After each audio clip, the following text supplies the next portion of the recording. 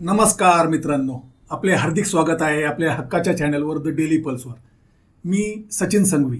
पुढचा नंबर जैन समाजाचा का, हा आज आपला विषय आहे. आज भारतात धार्मिक अल्पसंख्याकांवर होणाऱ्या हल्ल्यांचं प्रमाण वाढत चाललं आहे. कालपर्यंत मुस्लिम समाजावर हल्ले केले जात होते, त्यांच्या धार्मिक स्थळांवर हल्ले होत होते व जैन धर्मीय त्यात आनंद मानत होते. आणि आता तथाकथित शांतताप्रिय जैन समाजालाही सोडले जाणार नाही हे आता स्पष्टच झालं आहे. आणि हे झालंच पाहिजे, कारण जैन धर्मीय स्वतःला हिंदुत्ववादी समजू लागले आहेत, सनातनी समजू लागले आहेत. जैनांनो, जर तुम्हाला कागदोपत्री ऐतिहासिक पार्श्वभूमी माहिती नसेल तर या ऐतिहासिक पत्र व्यवहारामुळे तुम्हाला कळेल, ज्या पंडित जवाहरलाल नेहरू यांना सनातन्यांच्या नाद्याला लागून जैन लोक पण शिव्या देतात, त्याच पंडित नेहरूंनी जैन धर्माचे अस्तित्व वाचवले हे लक्षात ठेवा. 25 जानेवारी 1950 रोजी जैन समुदायाच्या प्रतिनिधी मंडळाने पंडित नेहरू यांची भेट घेऊन संविधानाच्या अनुच्छेद 25/2/B अंतर्गत जैन धर्माचा हिंदू धर्मात समावेश होण्याच्या शक्यतेबद्दल आपली चिंता व्यक्त केली. त्यावर नेहरूंनी आश्वासन दिले की जैन धर्म हा स्वतंत्र धर्म आहे आणि त्याची ओळख आम्ही कायम ठेवू. त्यानंतर नेहरूंच्या कार्यालयाकडून लेखी उत्तर दिले गेले. 31 जानेवारी 1950 रोजी पंडित नेहरूंच्या प्रधान खाजगी सचिव A.V. पाई यांनी पत्र क्रमांक 33/94/50 PMS द्वारे जैन समुदायाला उत्तर दिले. त्या पत्रात त्यांनी स्पष्ट केले, जैन धर्म हा हिंदू धर्माचा भाग नाही.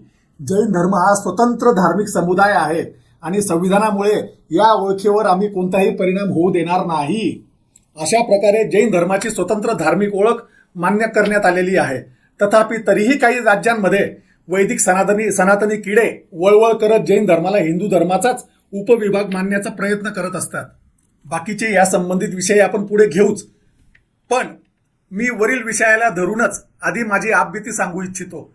माझी विनंती असेल पुणे येथील संकेत मुनोत याला की हा व्हिडिओ त्याने त्या जैन साध्वींपर्यंत व्हॉट्सअपद्वारे जरूर पोहोचवावे, कारण त्याला माझा हा विषय संपूर्ण माहिती आहे. मी त्या साध्वींचे नाव नाही घेणार, कारण भरकटलेल्या धर्मगुरू यांना फक्त समज देणे हेही जैन श्रावक याचे धर्मच आहे व हे जैन तत्वात सुद्धा लिहिलेले आहे.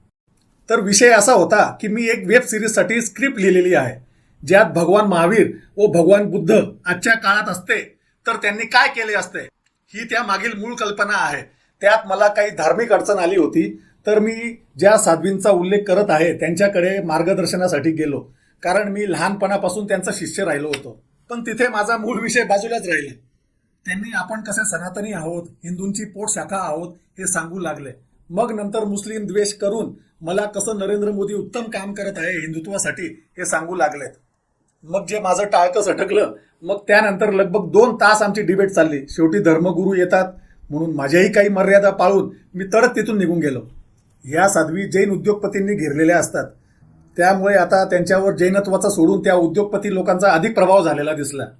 असो, यावर राहत इंदोरी साहेबांचा एक शेर एकदम फिट बसतो, लगेगी आग तो आएंगे कई घर जद में, यहाँ पे सिर्फ हमारा मकान थोडी है.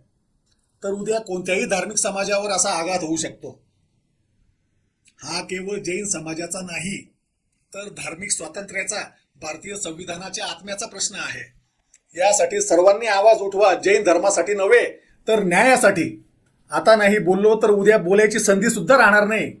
समेत शिखरजी जिथे 20 जैन तीर्थंकरांनी निर्वाण प्राप्त झालं. गिरनार पर्वत हजारो वर्षापासून जैन तपस्वी साधूंचं साधनास्थान मानलं जातं. या तीर्थस्थळांवर हिंदुत्ववादी गटांनी हिंदू तीर्थ किंवा पर्यटन केंद्र म्हणून कब्जा करण्याचा प्रयत्न केला. खरं तर ती लिटमस टेस्ट होती.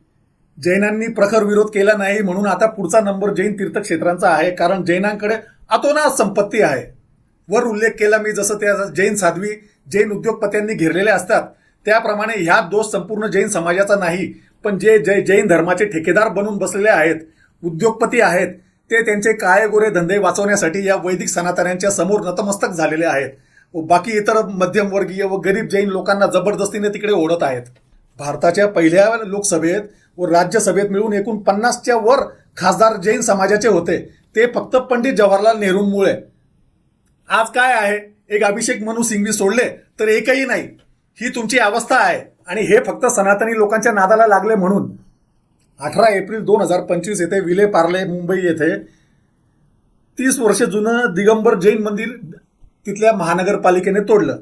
ज्या दिवशी कोर्टात सुनावणी होणार होती त्याच्या आदल्या दिवशीच मंदिर पाडण्यात आलं.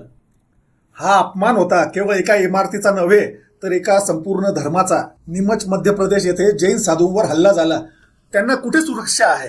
2023 बेळगाव कर्नाटकमध्ये मुनिश्री 1008 निर्मल सागर महाराज यांची हत्या करण्यात आली. 2025 सिंगोली मध्य प्रदेश येथे साधूंवर प्राणघातक हल्ला झाला. जैन समाजाने मौन राखून निदर्शने केली, पण शासनाच्या कानावर मात्र अजूनही काही नाही. ही जैन धर्माच्या अस्मितेवर गदा आहे. अजूनही जैन धर्मियांना अक्कल येत नसेल तर मग तुमचं काही खरं नाही. आज जर आपण गप्प बसलो व मुस्लिम द्वेषाच्या नावाखाली या वैदिक लोकांच्या नादाला लागलो तर उद्या पण हेच हल्ले अजून प्रखर होतील व समाजावर अधिक आघात होऊ शकतो. हा केवळ जैन समाजाचा नाही तर धार्मिक स्वातंत्र्याचा, भारतीय संविधानाच्या आत्म्याचा प्रश्न आहे. जैनांनो, आवाज उठवा. जैन धर्मासाठी नव्हे तर न्यायासाठी. आता नाही बोललो तर उद्या बोलायची संधीही राहणार नाही. मित्रांनो, व्हिडिओ आवडला असेल तर लाईक करा, सबस्क्राईब करा व ह्या व्हिडिओला जेवढ्या जैन धर्मीयांमध्ये शेअर करू शकत असाल तेवढे शेअर करा. नमस्कार, मी सचिन संघवी.